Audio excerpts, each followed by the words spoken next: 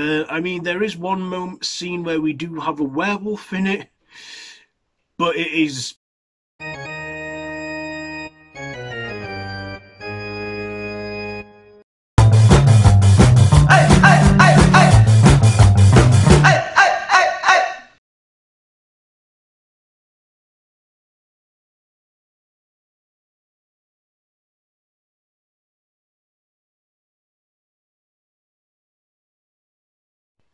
Why, hello there YouTube and welcome back to Vampire Weekend. So we're on day 10 now, and for that one I am reviewing the film Nosferatu. So this is a 1922 silent German expressionist horror, and it is directed by F.W. Menu, and it stars Max Shrek, Gustav von Wegingham, Greta Skordbord, Alexander Granger, Ruth Langshoff, and Wolfgang Heinz. So this is also based on Dracula by Bram Stoker. It's set in 1838. Where it's set in a somewhat fictional German town of Wisborg, and there's the creature of. There's Count Orlok. There's this lawyer, Thomas Hutter, goes to the estate of Count Orlok, played by Max Shrek. And basically, if you know the story of Dracula, this is like a full-on rehash of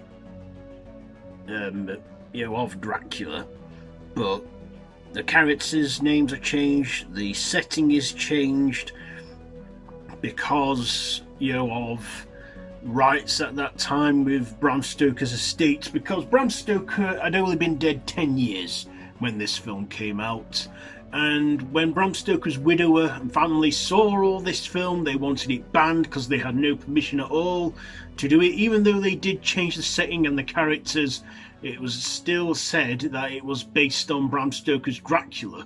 Now, if they hadn't put that in the credits, if they hadn't credited that, then they might have got away with it. But no, Bram Stoker's estate wanted it destroyed, and they did that, but some people actually hung on to it. And look where we are 99 years later. Yes, 99 years old. This film is about to turn a century old next year, and this is probably the oldest film I've ever reviewed on this channel. It is a silent film, so a lot of subtext comes up when the characters have spoken, and if you don't mind reading it, which I don't really mind doing half the time, then it's pretty good. This film, they play a musical score over it. I don't think in the 20s they had musical scores playing. I think they played it on a reel, and then they had someone in the corner playing the piano. Yeah, this film, my likes and dislikes. I like this one. I like the silent quality of it. I like how relaxing this is. I mean, there is one scene where we do have a werewolf in it, but it is played by a hyena, and you can see it's a hyena. I don't know if in 1922 people could tell the difference between a wolf and a hyena back then, but nowadays you can see it's a hyena, but I guess they had to make do with what they had available to them at that time. I also like the character of Orlok. How he looks like a rodent creature with his fangs in the centre, his ears pointed, his bald head, his stick slender-like figure, and his long-gated claw-like hands. The character was played by Max Shrek, as I've said already, and all that makeup and prosthetics that were added onto him, I mean, they were pretty stunning for the time. I mean, I don't think, makeup like that, I don't think a lot of people had seen stuff like that back then. I mean, I can probably understand back in 1922 how this was scary, but nowadays it's not scary at all. but I can probably see it for that time as nothing like that had probably been done before much. I like the prosthetics and the makeup that was put onto Matt Shrek, and it must not have been comfortable for the time. I mean, makeup isn't as it is now, that today. But he also did a great performance as the character, with his movements and his appearance. It was pretty cool for it. And of course there was the other characters as well that we got in this. I like their performances, but Matt Shrek is clearly the main highlight of this. I also like the stop motion effects they had for its time. Yeah, they had stop motion effects back in the 1920s, and I don't know if they were expensive or really difficult to do at that time. It must have been hard to do, doing that photo shooting and stuff, photo shots and that of stop motion, but in the long run it did pay off. I mean, yeah, it's probably dated now, but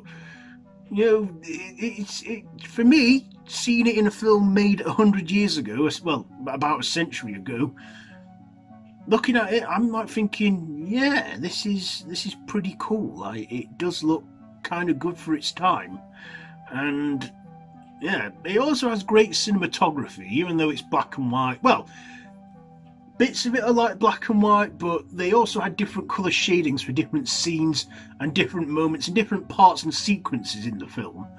I don't know if it played like that in 1922, but on the one I saw on YouTube, yeah, you can watch this film on YouTube for free.